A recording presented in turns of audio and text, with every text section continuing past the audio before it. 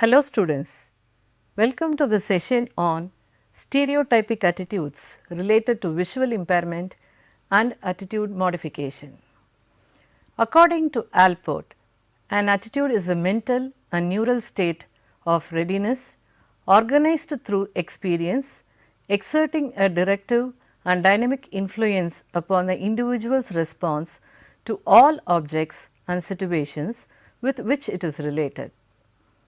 Kuppuswamy described that an attitude is a predisposition to react favorably or unfavorably toward ideas, objects, persons, events and situations. An individual develops certain kind of attitude from his previous experiences in favor of or against a particular idea, person and object. An attitude is not innate, but it is learned. It persists relatively for a long period of time. It also motivates the individual to act, helping to shape and direct his behavior. Attitudes range from acceptance to rejection and feelings of guilt. Attitudes of parents are perhaps the most important element in the proper development of the child. Among the different factors which complicate the satisfactory development of blind children are parental attitudes both towards themselves and their blind children. The comments of one person towards somebody or something may influence another person to develop favorable or unfavorable attitudes towards that object. Malin and Birch categorized attitudes into three component parts. They are cognitive, affective and behavior or cognitive. Cognitive is the one which includes perceptions of objects and events or reports or beliefs about them. Affective is the one which includes feelings about and emotional response to objects and events. Behavior or cognitive refers intentions and predicts the way in which an individual may behave in relation to an object or events. Rajecki described that it is difficult to measure attitude by separating into these three components. Cognitive, affective and behavioral responses are often not empirically distinguishable as three classes. Now, let us see the perception of parents towards disability. It is known that the family is the main building block of any development process. It is the center of a child's experience and the structure through which most learning takes place. Many parents show a wide range of feelings towards their visually impaired child. Different studies noted that the attitudes of parents are perhaps the most important element in the proper development of the child. When parents realize that their children have disabilities, they show different reactions such as shock, denial, anger, bitterness and shame, loss of self-esteem, guilt, disappointment, sadness and grief. All these reactions have their own impact on the overall development of the child. According to Warren and Trachtenberg, the perception of parents towards disability in general and blindness in particular affects the type of treatment and way of handling their child with a disability. Jordan, Gallagher, Hettinger and Carnes cited that one of the major forces that influence a child with a disability is the family. In order to be effective in special education, it is essential to work with the family system in which the child lives, not just only with a child. Parents are the child's first and the most important teachers. They can be his or her first guide to favorable emotional and social adjustment as well as the guardians of his or her physical well-being. When parents first realized that the child has a disability, their hopes are crushed. Sommer distinguished 4 types of parental attitudes towards blindness. Viewing the child's blindness as a form of punishment, fearing that others would think that the child's blindness was a result of parents having a social disease, feeling guilty because negligence or having violated some moral or social code, feeling personally disgraced. The relationship between the blind child and the family is reciprocal. The child affects the family climate, while the family in turn affects the child's development. Now, let us discuss on attitude of parents towards their blind or visually impaired children. Among the different factors which complicate the satisfactory development of blind children are parental attitudes both towards themselves and their blind children. Attitudes in general range from acceptance to the other extreme of rejection and feelings of guilt. It is undeniable that positive attitude of parents is perhaps the most important element in the child's environment. By substantiating this, Lowenfeld pointed out that the attitude of parents are more critical to a blind child's development than the particular child rearing techniques they employed. There are different factors which affect the attitude of parents towards their blind children, such as the attitude of the society towards disability in general and blindness in particular, religion, culture, superstitious beliefs. Concerning religion, it is difficult to say followers of some religion accept persons with disabilities and followers of other reject them. Even in recent past, though the scenario is being changed, some parents of disabled people were afraid of being laughed at and isolated by the society. Hence, they often kept them indoors and made no efforts to develop them for their future lives. Many parents show a wide range of feelings and practices when they realize that their child has any disability. They nearly always react strongly, whether positively or negatively, to the birth of a child with disabilities. Furthermore, Ware showed that the birth of the blind infant can change the parents' basic system of values, beliefs and trust, as well as the sense of control over their own lives. How parents respond to the situation will depend on their strengths and weaknesses, the help given by other family members, professionals and other factors like severity of the problem, socio-economic status and the availability of the time. There are different ideas held by scholars about the reaction of parents with different socio-economic status towards the birth of a child with a disability. Farrell states that the higher the socio-economic status of the family, the more adverse the reaction to the birth of a disabled child. In the same reference, higher educational level in parents do not necessarily guarantee positive attitudes towards persons with disabilities.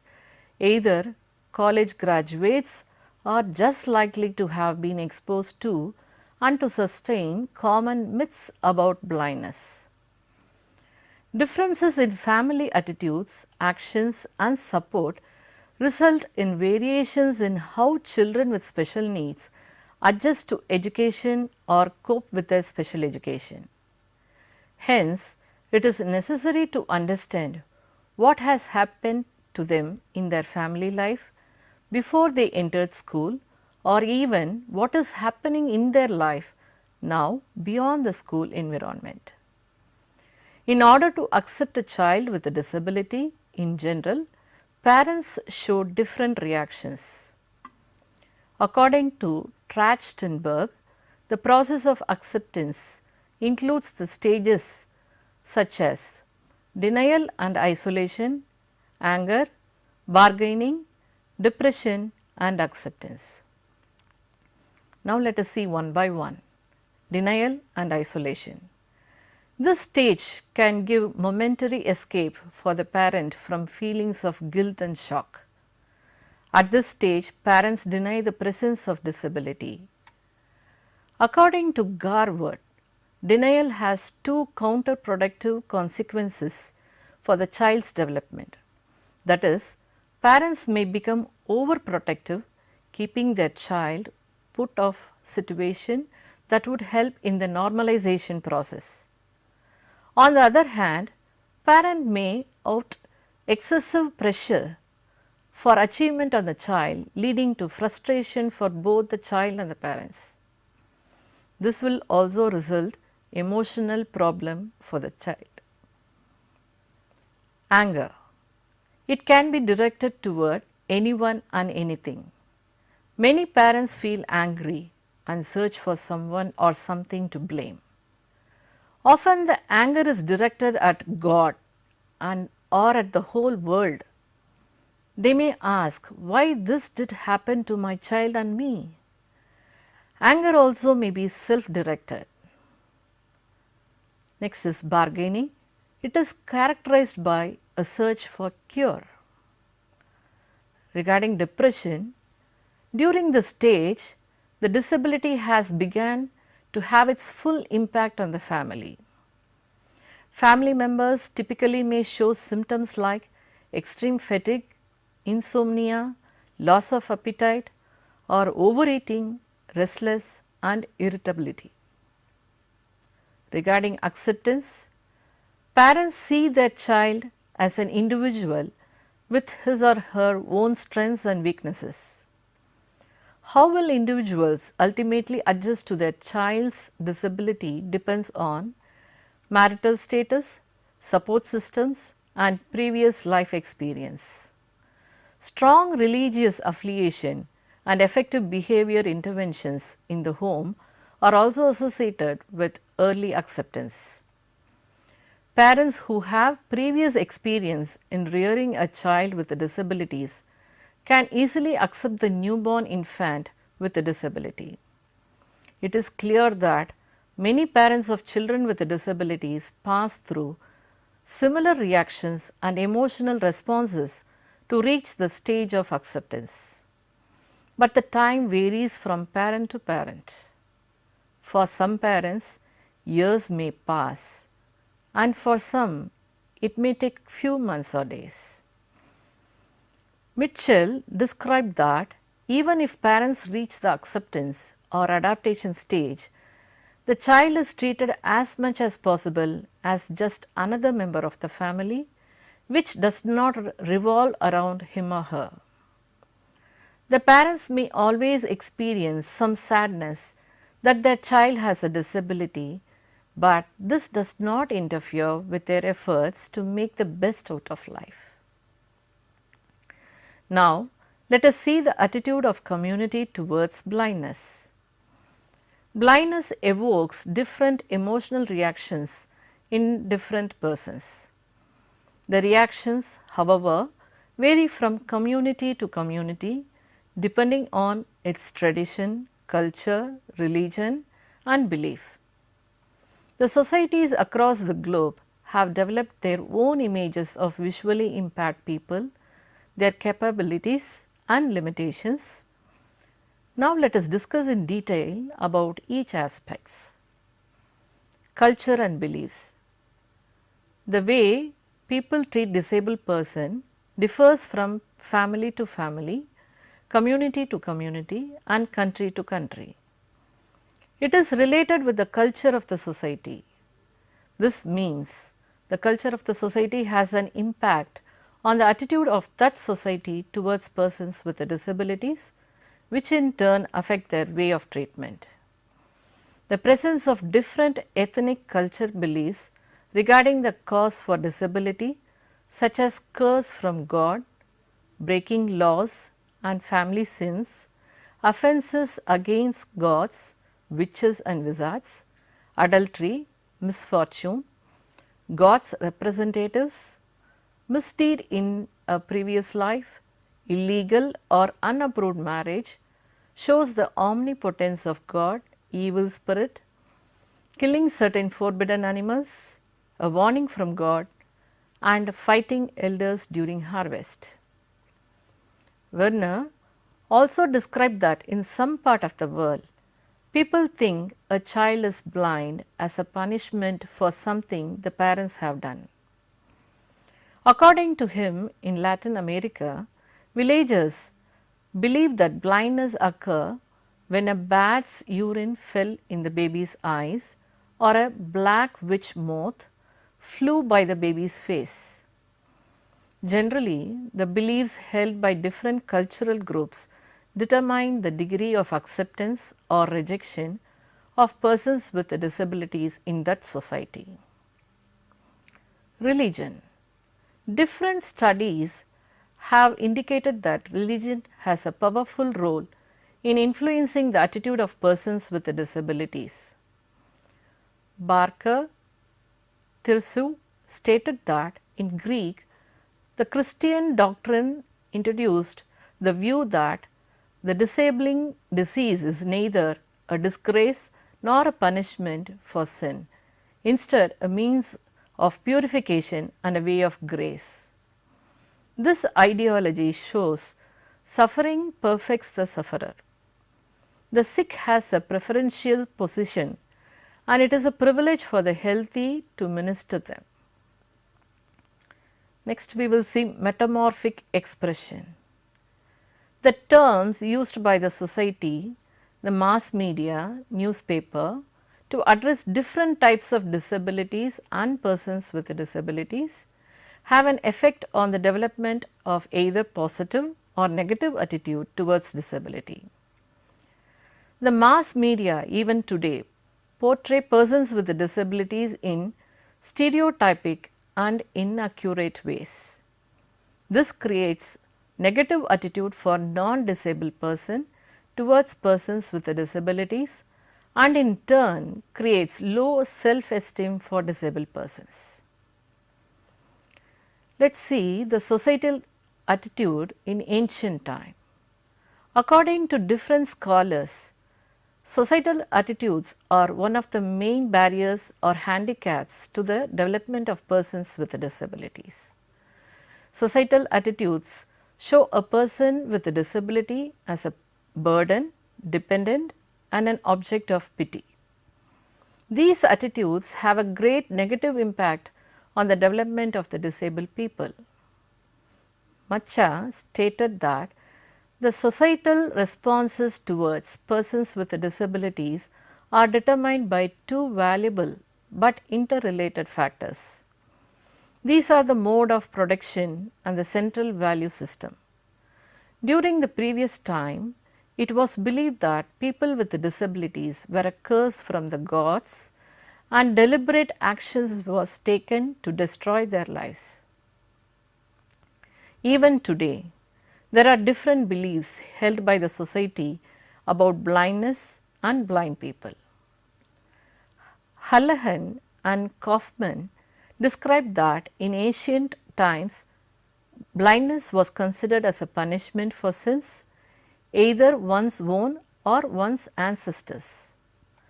Certain communities used to kill a disabled child as a community dependent on skills of man for its survival could not accord a place to a disabled child.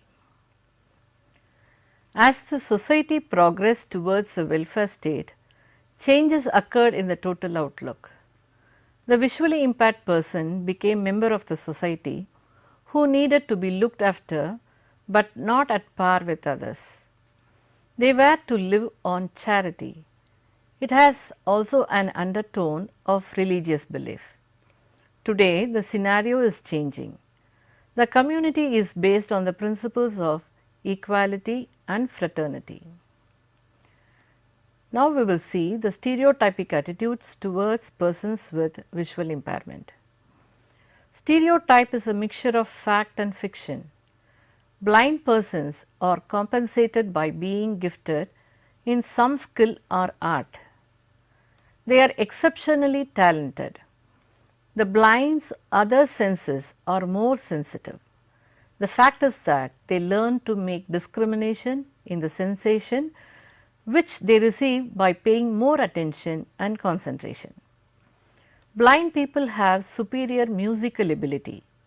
Since they cannot see, they concentrate on every sound more than their sighted counterparts. They are helpless and burden on the society. If partially blind use their sight too much, then they lose their remaining sight. Monbeck describes the various historically based stereotypic attitudes towards the blind which exist today. The blind deserve pity and sympathy, and this must be based on our religious ideals of society. The blind area is a miserable group. Blindness and blind people are very seldom treated humorously in literature, but there is an abundance of description of the misery of the blind. Thus, a quotation from Diderot, "Certainly death is a much less disagreeable affair than for the sighted." People who are blind live in a world of darkness. People who are blind are a helpless group, grouping, stumbling, and unable to find their way. People who are blind are useless and non-productive. Attitudes to the blind have been shaped by the blind beggars who have a long history.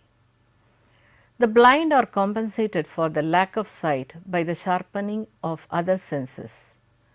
The blind are being feared, avoided, and rejected. In the ancient world, infanticide of the blind was common. Some cultures merely shunned the blind, others persecuted them. The blind are maladjusted, the blind are immoral and evil. The blind are superior to sighted people and idealization. The blind are associated with mystery, with magic, and with supernatural powers. Disability, particularly congenital disability, has traditionally been regarded as a cause for shame. It is not just a financial burden for the family, spoiling other aspects of the family, including the marriage prospects of siblings. For this reason, it has in the past been quite common, particularly in rural areas, for disabled children to be kept out of sight, in some cases locked away in a room while parents were out working. According to Siller, there are 7 factors which are found to be aversive attitudes towards disabled. Interaction strain, that is distinct uneasiness in the presence of disabled persons. The second one is rejection of intimacy, that is unwillingness to have close relationship even from family members. The third is generalized rejection. Derogatory descriptions advocate for segregation. The fourth one is authoritarian virtuousness. Describes the disabled person as having special gifts and personal traits. The fifth one is inferred emotional consequences. Hostile statements about disabled person, maladjustment, ill temper, hypersensitivity, bitterness, self-pity. The sixth is distressed identification. Disabled person serves as a stimulus. The seventh one, imputed functional limitations, unable to do functions or certain professions. Siller, in another research, gives 3 non-aversive attitudes. Benevolent attitudes, that is ranging from neutral to undue favors. Sympathy, that is wishing to alleviate the sufferings of the disabled. Disabled, seen as human or equal.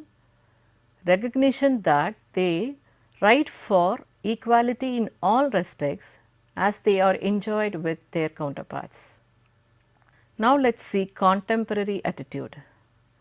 In modern history, medical findings have provided us with some causes of disability, while educational researchers are also finding new ways of teaching children with the different forms of disabilities. On the other hand, modern thinking is increasingly arguing that disability is a social construct, not a medical construct. However, some causes still remain unknown, but generally new findings will eventually replace the traditional views of the causes of disabilities. In societies where large majority of people are illiterate, it will take a long time to understand and accept medical research findings regarding the causes of different disabilities. Finally, let us see attitude modification. The survival of handicapped newborn is a complex issue. Whether considered from the perspective of a professional or parents, resolution of the problem is no easy matter. No matter where one stands on the issue, one should agree and for disabled people themselves. In the past, divisions regarding the treatment were made on the almost automatic assumption that defective babies were destined to lead meaningless lives. Changing the negative attitudes of a society is not done easily or quickly, but the parents' conferences, primary integration programs and presentations at professional conferences are gradually converting individuals from having negative attitudes to the disabled to having positive attitudes. From here, the ripples gradually spread, and at least in our own locality, we are seeing the growth of positive attitudes. Attitudes towards disability now appear to be changing, especially in urban areas. Relevant factors include greater expectations for improved quality of life generally, increased demand for services from parents of disabled children, and the gradual release of private initiative in provision of services. Changes in attitude may be the result of rational influence of experiences and also of emotions that have a counteracting effect. Well presented information, learning to know an individual who belongs to a minority may produce change in attitude. There are many misconceptions about persons with visual impairment. Myth: people who are legally blind have no sight at all. But the fact is, only a small percentage of those who are legally blind have absolutely no vision. Many have a useful amount of functional vision. Myth: people who are blind have an extra sense that enables them to detect obstacles. No, but the fact is, people who are blind do not have an extra sense. Some can develop an obstacle sense by noting the change in pitch of the echoes as they move toward objects. Myth: people who are blind automatically develop better acuity in their other senses. But the fact is, through concentration and attention, individuals who are blind can learn to make very fine discriminations in the sensations they obtain. This is not automatic, but rather represents a better use received sensations. Myth: people who are blind have superior musical ability. But the fact is, the musical ability of people who are blind is not necessarily better than that of sighted people, but many people who are blind pursue musical careers as one way in which they can achieve success. Myth: Braille is not very useful for the vast majority of people who are blind. It should only be tried as a last resort. Fact: very few people who are blind have learned Braille, primarily due to fear that using Braille is a sign of failure and to an historical professional bias against Braille, authorities acknowledge the utility of Braille for people who are blind. Myth: Braille is of no value for those who have low vision. But the fact is, some individuals with low vision have conditions that will eventually result in blindness. More and more authorities think that these individuals should learn Braille to be prepared for when they cannot read print effectively. Myth: If people with low vision use their eyes too much, their sight will deteriorate. But the fact is, only rarely is this true. Visual efficiency can actually be improved through training and use. Wearing strong lenses, holding books close to the eyes, and using the eyes often cannot harm vision. Myth: Blind children automatically develop superior powers of concentration that make them good listeners. But the fact is, good listening is primarily a learned skill.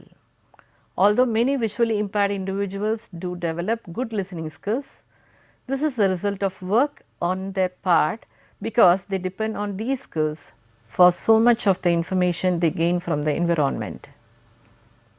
Myth: Guide dogs take blind people where they want to go. The fact is, the guide dog does not take the blind person anywhere. The person must know where he or she is going. The dog is primarily a safeguard against unsafe areas or obstacles. Myth: The long cane is a simply constructed device that is easy to use. The fact is, manufacturing agencies have drawn up specifications for the manufacture of the long cane and to use it properly. Most visually impaired individuals require extensive instruction from mobility specialists. I hope this session helps you in understanding stereotypic attitudes related to visual impairment and how attitude modification can be done. Thank you, students.